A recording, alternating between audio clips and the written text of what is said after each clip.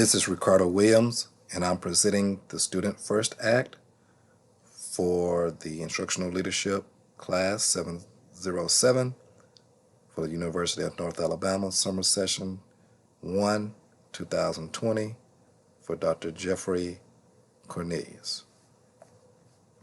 The Student First Act. In 2011, the Alabama State Legislature passed the Student First Act in July of 2011. The Act deals with the teacher tenure or non-probationary period. Tenure for both certified and non-classified employees is based upon 3 consecutive years of full-time employment with the same employer. Tenure is governed by statute. What constitutes a complete school year under the Student First Act? A complete school year defined by the Student First Act is one being hired before October 1 of that school year and works through the end of that same school year. If the employee was hired on or after October 1 of that school year, then the employee will not receive tenure status for that school year. An employee, teacher, or classified employee obtains tenure on the last day of the 3rd full consecutive school year, provided that a notice of termination within this time frame is set by the Student First Act. Who is covered under the Student First Act? Teachers, which include any employee who holds a teaching certificate granted by the State Board of Education. Any classroom instructor or employees who were previously tenured under the Teacher Tenure Act, and tenure principals who did not become contract principals under the Teacher Accountability Act. Librarians, counselors, reading coaches, instructional coaches, and central office supervisors such as the assistant superintendents and department heads who hold a valid professional certificate for that position. Classified employees are also covered under the Student First Act. Bus drivers, full-time cafeteria workers, full-time janitors and custodians, full-time maintenance personnel, full-time secretaries and clerical assistants, full-time instructional aides and assistants, whether they are certified or not.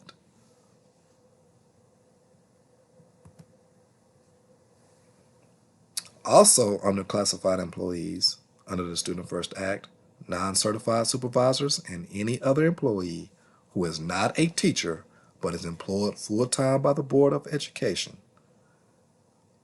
Full-time under the Alabama Code includes 20 or more hours in a normal work week. Who is not covered by the Students First Act? Superintendents, contract probationary principals, chief financial officers, temporary employees who work less than 20 hours a week, substitute teachers, summer school employees, occasional, seasonal, supplemental, and irregular employees are not covered by the Student First Act. Also, positions that are experimental, pilot, and temporary are not covered by the Student First Act. Special programs, projects, and purposes, and the funding and duration, which are also finite.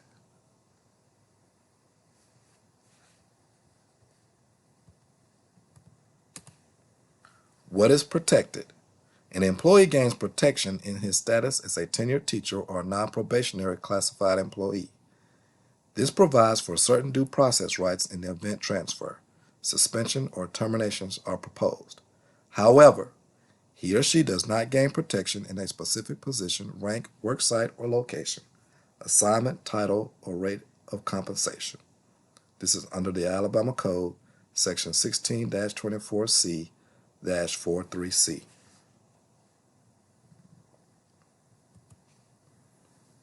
Non-renewals and terminations under the Student First Act. Probationary teachers may be terminated during the school year. They must receive notice of the superintendent's recommendation at least 30 calendar days before the board is scheduled to vote. The superintendent issues written notice to the teacher that she or he will recommend his or her termination to the board. The methods for issuing written notices are as follows: by certified mail, private mail carrier for the next business day delivery, hand delivery for the teacher, hand delivery to the teacher, or hand delivery to the teacher's last known address. Classified employees can be terminated at any time during their probationary period with 15 days notice. Therefore, there is no requirements that the classified employees be non-renewed at the same time as teachers unless they are in their third year of employment. Reassignments and transfers under the Student First Act. The Act also provides protection to employees from being needlessly shifted around repeatedly throughout the school year. To accomplish this goal, the Student First Act provides specific procedures to allow superintendents and/or boards of education to reassign or transfer employees based on the needs of the system. The procedure used depends upon the type of employee and the type of action.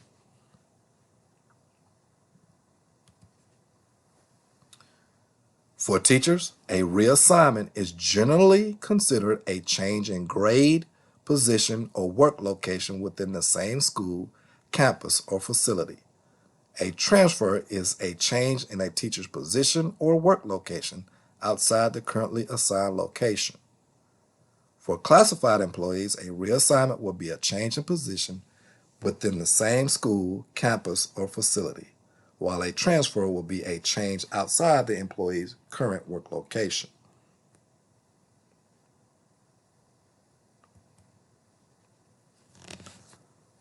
Certificate actions and terminations under the Student First Act.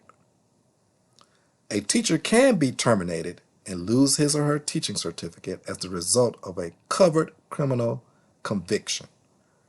If the conviction is overturned on appeal, the state superintendent must reinstate the certificate and the board must reinstate the teacher's employment.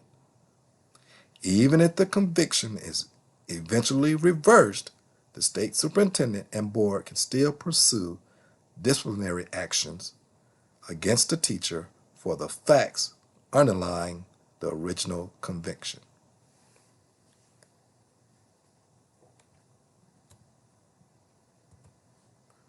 Suspensions under the Student First Act.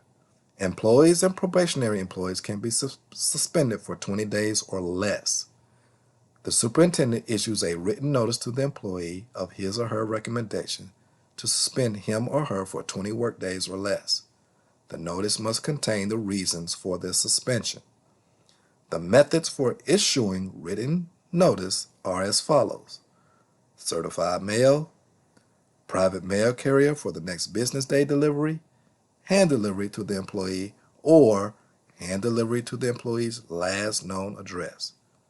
Suspensions can occur for more than 20 days if needed.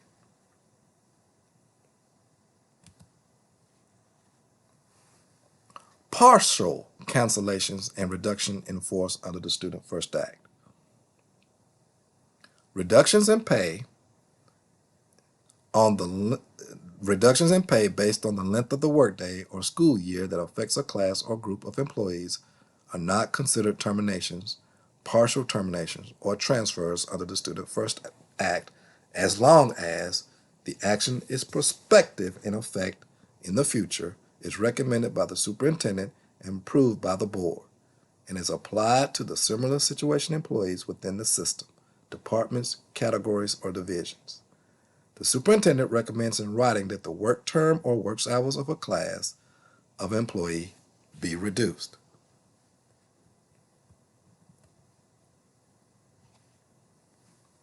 Another of the important features of the Student First Act is the actions taken as a result of reduction in force are specifically excluded from the Act.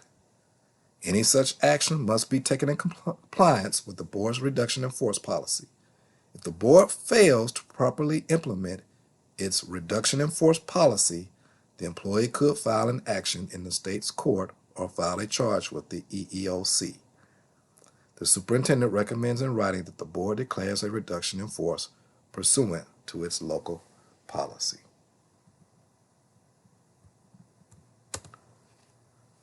Well, that concludes my presentation for the Student First Act, and these are my resources that I used for my presentation.